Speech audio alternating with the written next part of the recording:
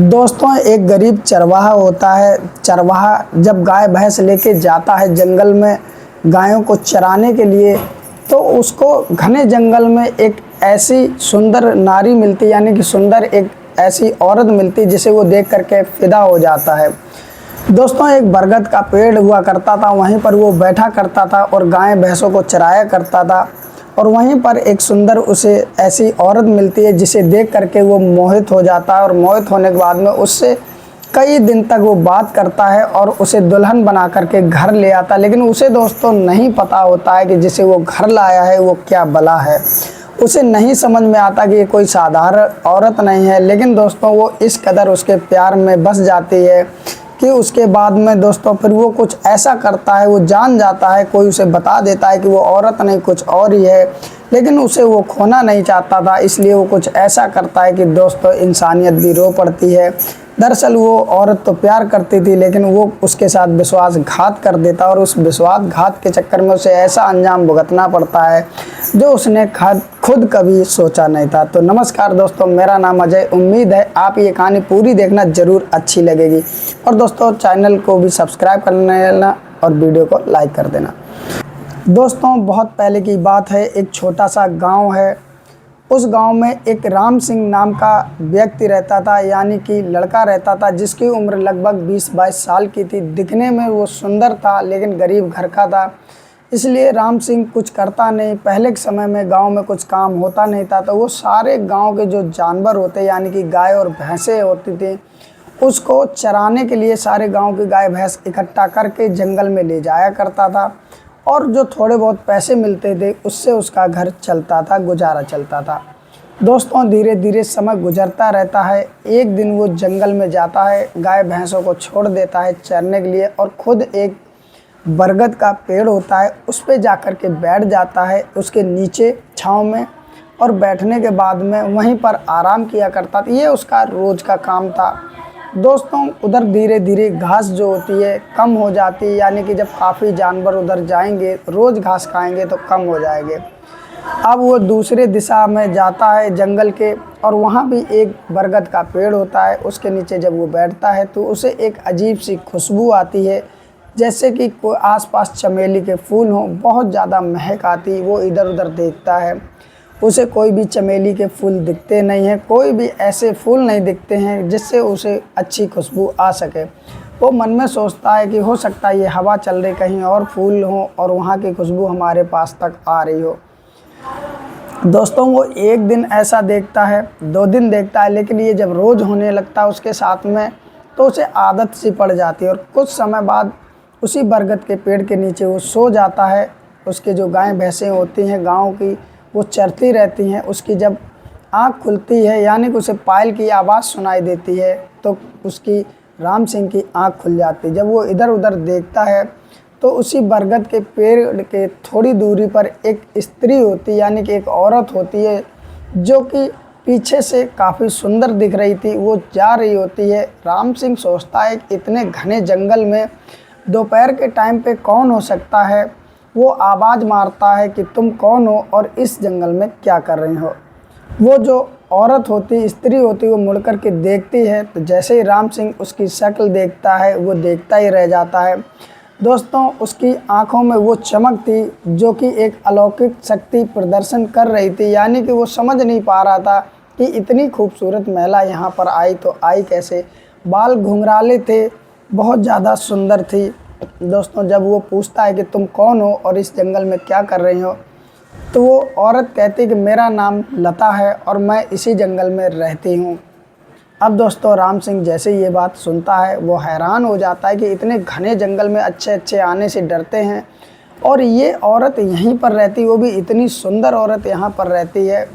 अब राम सिंह के पास में धीरे से वो औरत, यानी कि लता आ जाती। लता आती है, राम सिंह के पास में बैठ जाती है। बैठ करके कहती है कि तुम यहाँ क्या कर रहे हो। तो जो राम सिंह होता है वो बताता है कि दरअसल मेरा काम है जानवरों को चराना, और मैं जानवर चरा रहा हूँ, और मैं कुछ समय से इधर आता हूँ और आकर के यहीं पर इस बरगद के पेड़ के नीचे बैठ जाता हूँ, यहीं आराम करता हूँ। जानवर चरते रहते और शाम को ये चले जाते हैं। अब जो राम सिंह होता है वो कहता है कि दरअसल तुम इतनी ज़्यादा सुंदर हो, इस घने जंगल में कैसे रहती हो। अब लता कहती है कि मेरी आदत पड़ चुकी है और मुझे यहीं अच्छा लगता है, मैं गांव वालों से बहुत दूर एकांत शांत जंगल में रहती हूँ। अब राम सिंह उससे बातें करने लगता है और मन ही मन में सोचता है कि काश लता मुझे मिल जाए तो मेरी ज़िंदगी संभल जाए। अब जो दोस्तों लता होती है वो तो सारी किशन की बात जान लेती, क्योंकि वो कोई साधारण व्यक्ति नहीं होती, कोई स्त्री नहीं होती, वो एक भूतनी होती है जो कि सुंदर रूप में राम सिंह के पास में आई थी। अब दोस्तों समय धीरे धीरे गुजरने लगता और रोज़ राम सिंह और लता उसी बरगद के पेड़ के नीचे मिलते, बात करते, उन दोनों में प्यार गहराने लगता है। दोस्तों धीरे धीरे प्यार गहराने लगता है, राम सिंह लता की आंखों में डूब जाता है और धीरे धीरे होता है ऐसा कि उन दोनों के बीच में संबंध भी बन जाते हैं, क्योंकि उस जंगल में कोई होता नहीं कि जो राम सिंह होता है वो जाता है जानवरों को चराने के लिए और लता उसी बरगद के पेड़ के नीचे उसका इंतज़ार करती थी। दरअसल जो लता होती वो एक भूतनी होती है, उसी बरगद के पेड़ पर रहती है। किशन उसे पसंद आ जाता है, उसका हट्टा कट्टा शरीर देखकर लता उस पर फिदा हो जाती है।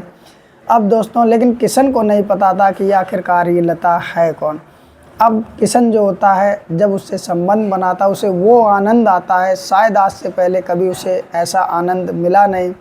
दोस्तों राम सिंह लता से कहता है क्या तुम मुझसे शादी करोगी, तो लता कहती है हाँ मैं तुमसे शादी करने के लिए तैयार, मैं तो जन्म जन्म तुम्हारे साथ रहने के लिए तैयार, क्या तुम मेरे साथ रहोगे। तो राम सिंह भी कह देता हाँ मैं तुम्हारे साथ रहूँगा। और एक दिन रात के अंधेरे में राम सिंह उस भूतनी को अपने घर पे ले आता है और कहता है कि तुम चुपचाप जब तक हमारी शादी नहीं होती इस घर के ही अंदर रहना और उसके बाद में किसी को गांव वालों को दिखाई मत देना। अब दोस्तों वो तो भूतनी थी, वो जिसे चाहे उसे दिख सकती थी, बाकी किसी को नहीं दिख सकती थी, तो वो तो सिर्फ राम सिंह को ही दिखती थी। दोस्तों समय धीरे धीरे गुजरता रहता, राम सिंह के साथ में जंगल में चली जाती है, जब गाय भैंस वो चराने जाता और साथ ही आ जाती, और दिन रात राम सिंह अब लता के प्यार में खोया रहता, डूबा रहता। लेकिन दोस्तों धीरे धीरे वो देखता है कि उसका शरीर अब धीरे धीरे ढलने लगा, कमज़ोर पड़ने लगा। लेकिन दोस्तों अब वो चाहता था कि लता मेरा मन का करे, लेकिन लता उसके मन का नहीं करती। जब उसका मन होता है तब वो आ जाती है संबंध बनाने के लिए। अब राम सिंह परेशान हो जाता और एक गांव के बाबा के पास पहुंचता है, वहां पर जा कर के सारा हाल बताता। तो वो बाबा कहता है कि दरअसल उस जंगल में कोई स्त्री नहीं रहती, वो एक भूतनी है लता, जिसे तुम अपने साथ घर ले आए, मैं उसके बारे में सारा कुछ जानता हूँ और वो तुम्हारी नहीं मानेगी, अगर तुम उसके मन की नहीं करोगे तो वो तुम्हें जान से मार भी सकती। अब राम सिंह बहुत ज़्यादा डर जाता है, उसे अपने करे पे पछतावा होता, लेकिन कर ही क्या सकते हैं।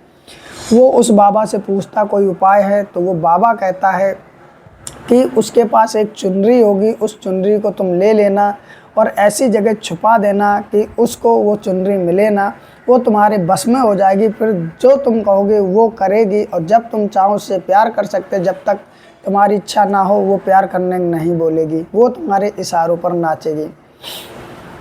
अब दोस्तों जो राम सिंह होता है वो जाता है, जाते ही लता उससे कहती चलो प्यार करते, वो लता के साथ में प्यार करता और प्यार करने के बाद जब लता सो जाती है तब दोस्तों वो राम सिंह लता की चुनरी लेता है और एक मटके में भर करके उसे ज़मीन के अंदर गाड़ देता है। समय दोस्तों धीरे धीरे गुजरता रहता है और वो फिर उस गांव के पंडित जी आते हैं, राम सिंह की और लता की शादी करा देते हैं। राम सिंह और लता अब पति पत्नी की तरह रहने लगते। दोस्तों अब अच्छे से समय गुजरने लगता है। राम सिंह की जो पत्नी होती लता, वो अब गांव वालों के साथ में घुल मिल जाती है। लोगों को नहीं पता होता कि आखिरकार ये भूतनी है। ये राज सिर्फ राम सिंह जानता था और वो बाबा जानता था, इसके अलावा कोई नहीं जानता, तो स्वयं भूतनी जानती थी। दोस्तों समय के साथ साथ राम सिंह के 2 बच्चे होते हैं और धीरे धीरे वो बड़े हो जाते हैं। बड़े होने के बाद में दोस्तों राम सिंह थोड़ा बुढ़ा सा लगने लगता, लेकिन जो लता होती है उसके चेहरे में ना तो झुर्रियाँ आती हैं, ना ही दोस्तों उसके चेहरे बुढ़ापा दिखता। गांव मोहल्ले वाले भी चर्चा करते हैं कि आखिरकार राम सिंह तो बूढ़ा हो रहा है, लेकिन उसकी पत्नी क्यों नहीं बूढ़ी हो रही है, समझ में नहीं आता, लेकिन क्या कर सकते।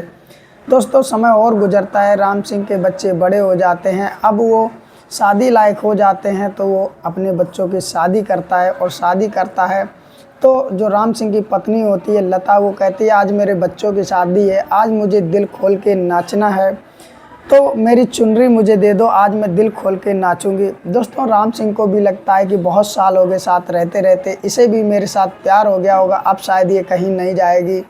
और यहीं पर गलती राम सिंह कर बैठता है। जैसे राम सिंह लता को चुनरी देता है दोस्तों, वो जी भर के नाचती है और नाचते नाचते कहती है राम सिंह से कि तुमने मेरे साथ धोखा किया, मैं तो तुम्हें वैसे भी चाहती थी, आखिरकार तुमने मेरी चुनरी लेकर के अपने कैद में मुझे कर लिया, अपने बस में कर लिया और मेरे साथ विश्वासघात किया, आज मैं आज़ाद हूँ। और इतना कह कर के हवा में वो गायब हो जाती। दोस्तों सारे गांव वाले जान जाते कि लता किस लिए बुढ़ी नहीं हो रही थी, दरअसल वो कोई स्त्री नहीं, वो एक भूतनी थी। अब राम सिंह अपने करे पे पछताता है और लता को आवाज़ मारता है, क्योंकि राम सिंह बहुत चाहने लगा था अपनी पत्नी लता को, लेकिन वो तो एक भूतनी थी, वो उस समय गायब हो जाती, चली जाती और दोबारा लौट करके फिर कभी नहीं आती। दोस्तों राम सिंह के बच्चे बड़े हो चुके थे, दो दो घर में बहुएँ आ जाती हैं।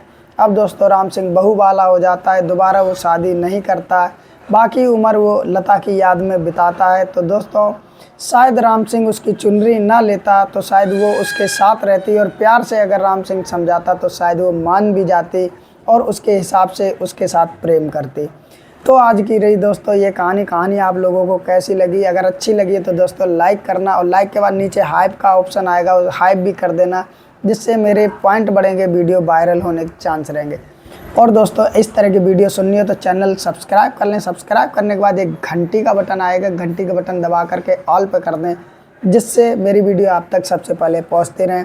और दोस्तों ज़्यादा से ज़्यादा शेयर करें। अगर ये वीडियो फेसबुक पर देख रहे हैं तो दोस्तों लाइक करके वीडियो को शेयर भी ज़रूर कर दें, जिससे और लोग भी ये कहानी सुन सकें। तो फिर मिलते हैं किसी और अच्छी कहानी में, तब तक अपना ख्याल रखिए। नमस्कार।